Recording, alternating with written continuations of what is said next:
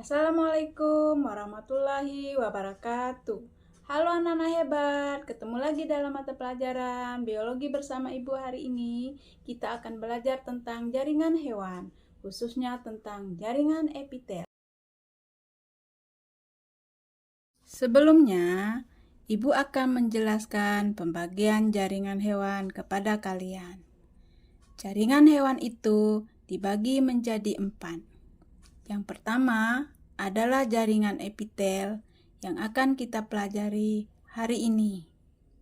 Kemudian, yang kedua, jaringan ikat yang akan kita pelajari pada pertemuan selanjutnya atau pada pertemuan kedua. Dan yang ketiga, jaringan otot akan kita pelajari pada pertemuan ketiga. Dan yang keempat adalah jaringan saraf yang akan kita pelajari pada pertemuan keempat. Nah, pada hari ini yang akan kita bahas adalah jaringan epitel. Nah, baiklah, sebelum kita masuk tentang materi jaringan epitel, coba kalian perhatikan gambar yang Ibu tampilkan ini. Mungkin kalian tahu, ini adalah seorang public figure. Siapa yang tahu? Ya, ini adalah Cinta Laura. Perhatikan kulit wajahnya. Ada apa dengan kulitnya ini? Kita fokus ke kulit wajahnya, yaitu bagian muka. Terus ada gambar matahari di sini. Sinarnya menuju ke kulit wajahnya. Coba perhatikan. Menurut kalian, apa yang terjadi ketika kulit wajahnya ini terpapar dengan sinar matahari? Ya, tentu saja kulitnya akan menjadi merah. Coba kalian lihat kulitnya. Merah bukan? Karena terbakar dengan sinar matahari. Makanya kalian mungkin sering melihat kalau seorang yang pergi ke pantai atau pernah kalian mengalami sendiri ketika mau berjemur. Atau para wisatawan yang banyak di Bali yang mau berjemur selalu menggunakan sunblock ketika akan berjemur. Nah, apa tujuannya itu? Tujuannya adalah supaya kulit mukanya ini terlindung dari sinar matahari, agar tidak terbakar dan memerah seperti kulit Cinta Laura ini. Nah, mengapa kulit ini harus dilindungi agar tidak terbakar? Sekarang, menurut kalian, lapisan mana kulit yang terpapar sinar matahari ini? Yang secara langsung kena paparan sinar matahari. Ya, adalah kulit paling luar. Bagian kulit yang terluar ini merupakan salah satu jenis jaringan epitel. Sekarang kita akan bahas jenis-jenis jaringan epitel apa pada kulit bagian luar ini. Perhatikan penjelasan Ibu yang selanjutnya. Baik anak-anak, mungkin kalian bertanya, jaringan epitel itu apa sih? Jaringan epitel adalah jaringan yang melapisi permukaan luar tubuh dan permukaan rongga tubuh kita. Dan ada juga jaringan epitel itu melapisi antar organ dalam tubuh kita. Nah, jaringan epitel atau yang melapisi permukaan luar tubuh itu disebut dengan istilah epidermis. Sedangkan jaringan epitelium yang membatasi permukaan suatu rongga tubuh disebut dengan istilah mesotelium. Nah, dan yang terakhir, jaringan epitel yang membatasi organ dalam tubuh kita itu disebut dengan endotelium. Baik, sekarang kita masuk ke dalam macam-macam jaringan epitel. Nah, berdasarkan bentuk dan jumlah lapisannya, secara umum jaringan epitel itu dibagi menjadi 5. Yang pertama disebut dengan jaringan epitel pipi. Yang kedua, jaringan epitel kubus.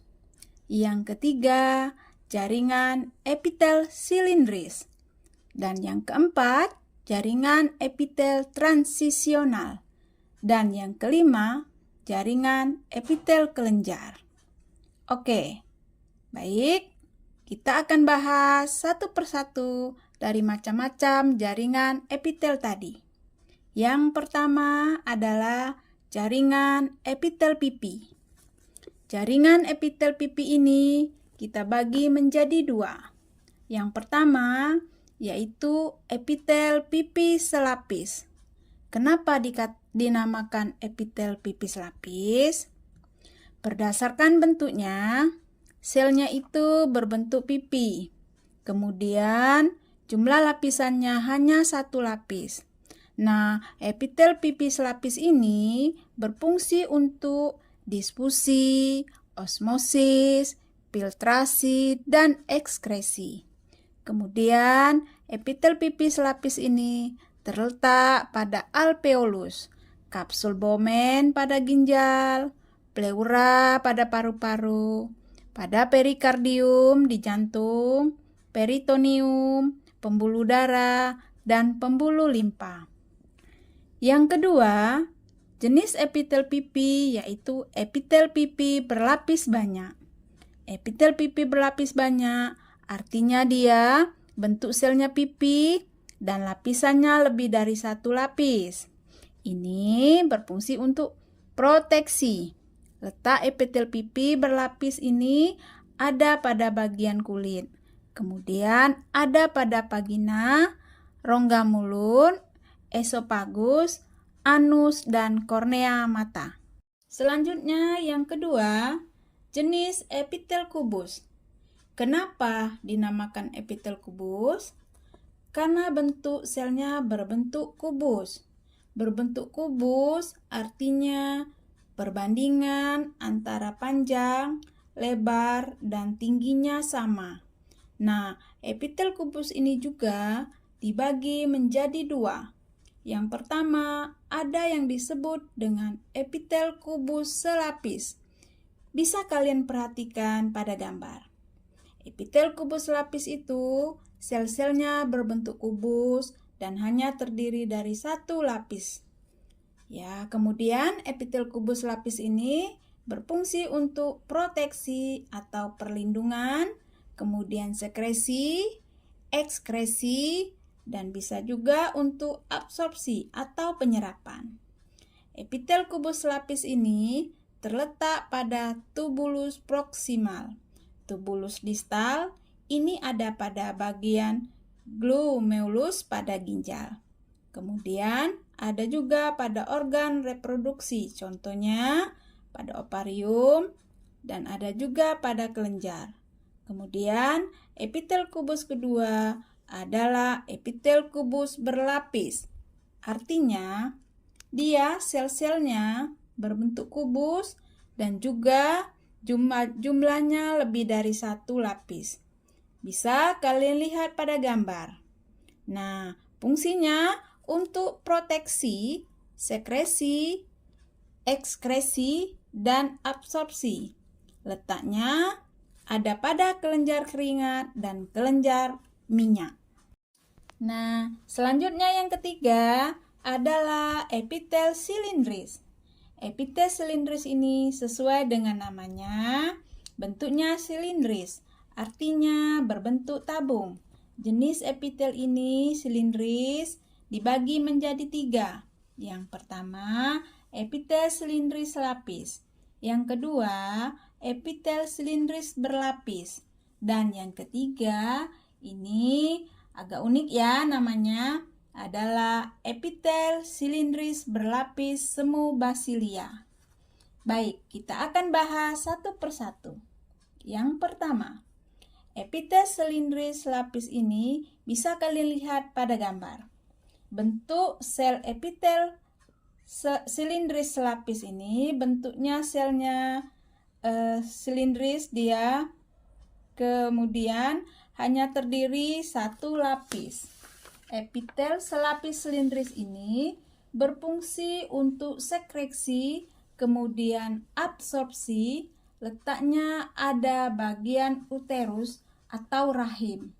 Kemudian pas deperen, organ reproduksi laki-laki, dan ada juga di bronkus atau pada cabang tenggorokan.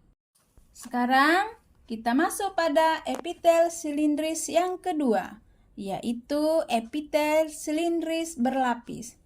Coba kalian perhatikan pada gambarnya. Ini bentuknya sama dengan yang pertama. Tadi berbentuk seperti silindris atau tabung. Tetapi jumlah lapisannya lebih dari satu lapis. Bisa 2 lapis, bisa 3 lapis, dan seterusnya. Nah, jaring epitel silindris berlapis ini berfungsi untuk proteksi dan sekresi atau mengeluarkan zat dari tubuh kita. Letak jaringan epitel silindris ini atau yang berlapis ini ada pada uretra, pada saluran ekskresi, kemudian ada pada laring saluran pernapasan, pada paring juga saluran pernapasan, dan juga ada pada bagian kelenjar ludah. Oke, yang ketiga, semangat ya anak-anak hebatku, sayangku. Jenis dari epitel silindris adalah epitel silindris berlapis semu bersilia. Nah, coba kalian perhatikan gambarnya. Ini agak unik bentuknya. Kemudian ada alat tambahannya yang disebut dengan silia. Nah, perhatikan dulu bentuknya. Bentuknya silindris berlapis, tapi berlapisnya seolah-olah semu karena dia tumpang tindih, tidak terlalu rapi seperti yang selapis dan yang berlapis tadi. Nah, kemudian ada bagian silianya. Silianya itu semacam rambut getar untuk menggerakkan benda. Sesuai dengan fungsinya, epitel silindris berlapis semu bersilia ini berfungsi untuk proteksi. Nah, kita akan contohkan nanti bagaimana silindris bersilia ini sebagai proteksi. Kita lihat dulu letaknya ya. Yang pertama ada pada bagian tuba Fallopi. Kalau kalian tahu kan tuba Fallopi itu adalah nama lain dari saluran telur pada organ reproduksi wanita, di mana fungsinya sebagai tempat terjadinya fertilisasi. Jadi ceritanya begini, karena pada bagian tuba Fallopi ini terdapat jenis jaringan epitel silindris berlapis semu bersilia yang punya silia. Jadi ketika sel telur itu dihasilkan dari ovarium, silianya itu akan menggerakkan sel telur pada bagian saluran telur atau tuba Fallopi tadi, sehingga sel telur bisa bergerak dari saluran telur. Jadi fungsinya untuk menggerakkan benda berupa sel telur silianya itu. Nah, kita lihat letaknya. Ada pada saluran pernapasan, rongga hidung. Nah, kata ibu tadi, dia berfungsi sebagai proteksi. Jadi, epitel silindris berlapis semu bersilia yang ada pada rongga hidung silianya, ketika ada benda asing masuk di rongga hidung atau di tenggorokan, maka silianya itu akan menggetarkan benda asing tersebut, misalnya debu, sehingga kita menjadi bersin. Dan akhirnya debu atau benda asing tersebut bisa dikeluarkan oleh silia itu bersamaan waktu kita bersin. Oke, baik, selanjutnya. Tetap semangat ya anak-anak hebatku. Kita sekarang masuk yang keempat, jenis epitel transisional. Sesuai dengan namanya, transisi artinya bentuk peralihan. Transisi itu. Nah, epitel transisional ini hanya satu macam. Coba kalian perhatikan gambarnya. Bentuknya itu ada yang berbentuk seperti kubus, ada yang berbentuk seperti silindris, dan bisa juga berbentuk seperti epitel pipi ya. Nah, sekarang kita lihat fungsinya. Fungsi epitel transisional ini adalah untuk menahan regangan dan tekanan, dan epitel transisional ini terletak pada sel organ ekskresi, yaitu tepatnya pada bagian ureter, kemudian vesika urinaria atau kantong kemih, pelvis renalis, dan uretra. Kita akan ceritakan bagaimana epitel transisional ini bisa menahan regangan dan tekanan. Baik, coba kalian simak baik-baik ya. Ibu akan contohkan pada organ vesika urinaria atau kantong kemih. Nah, ketika vesika urinaria kita terisi penuh dengan air kencing atau air seni, maka air kencing tersebut akan menekan jaringan epitel transisional. Akibat tekanan dari air tersebut, maka bentuk epitel transisionalnya akan memipih, ya. Nah, itulah dia disebut bentuk transisional atau peralihan. Nah, kemudian setelah vesikal urinaria kosong atau dikeluarkan air kencingnya, maka bentuknya akan kembali ke bentuk semula. Jika bentuk semulanya adalah kubus, maka akan kembali ke bentuk kubus. Jika tadi bentuknya silindris, maka akan kembali ke bentuk silindris. Jadi dia itu seperti karet gitu ya. Bisa elastis kembali ke bentuk semula atau disebut dengan istilah transisional. Itulah makanya dinamakan jaringan epitel transisional. Dan jaringan epitel transisional ini terletak pada organ ekskresi kita. Baik, sekarang kita masuk ke epitel yang terakhir, yaitu epitel kelenjar. Nah, epitel kelenjar ini bentuknya seperti kelenjar ya, makanya dinamakan epitel kelenjar. Epitel kelenjar ini dibagi dua macam. Yang pertama, epitel kelenjar eksokrin. Yang kedua, epitel kelenjar endokrin. Mengapa dinamakan kelenjar eksokrin? Baik, Ibu akan jelaskan mengapa dinamakan kelenjar eksokrin. X itu artinya di luar ya. Jadi epitel kelenjar eksokrin ini mengeluarkan sekretnya. Dia punya saluran langsung berhubungan dengan permukaan luar tubuh kita. Ya, jadi sekretnya bisa langsung keluar. Nah, makanya dia berfungsi untuk sekresi dan bisa kita temui pada bagian pankreas, pada kelenjar ludah, ada pada kelenjar lambung, dan juga pada kelenjar keringat. Baik, kita lanjut pada kelenjar epitel yang kedua, yaitu epitel kelenjar endokrin. Sesuai dengan namanya, endo artinya dalam. Kelenjar epitel endokrin ini, dia disebut juga dengan istilah kelenjar buntu. Mengapa dia dinamakan kelenjar buntu? Karena epitel kelenjar endokrin ini tidak mempunyai saluran yang bisa mengeluarkan sekret langsung ke permukaan tubuh seperti pada eksokrin tadi. Ya, jadi sekretnya dikeluarkan lewat pembuluh darah dan pembuluh limpa. Nah, sekretnya itu berupa hormon. Epitel kelenjar endokrin ini terletak pada tiroid, kemudian ada pada hipofisis, paratiroid, dan kelenjar timus yang masing-masing mensekresikan hormon sesuai dengan jenis kelenjarnya. Kemudian, Ibu punya rangkuman pada fungsi epitel. Rangkuman ini untuk memudahkan kalian dalam memahami kata-kata pada jaringan epitel, sehingga kalian mengerti apa yang Ibu masukkan yang pertama tadi. Yang pertama adalah proteksi. Proteksi artinya perlindungan. Yang kedua, absorpsi, yaitu penyerapan. Yang ketiga, difusi, artinya perpindahan zat baik padat, cair maupun gas dari konsentrasi tinggi ke rendah. Yang keempat, yaitu osmosis, pergerakan partikel pelarut melintasi membran semi permeabel dari larutan encer ke larutan pekat. Selanjutnya adalah sekresi, proses pengeluaran zat yang dilakukan kelenjar yang masih digunakan oleh tubuh. Nah, yang selanjutnya adalah ekskresi, proses pengeluaran sisa metabolisme yang sudah tidak digunakan lagi oleh tubuh.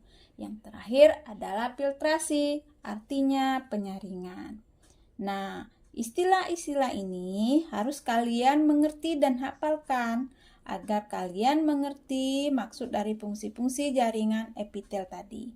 Semoga bermanfaat ya anak-anakku. Nah, demikianlah penjelasan tentang jaringan epitel untuk kali ini. Semoga bermanfaat. Sampai ketemu di pembelajaran berikutnya. Terima kasih.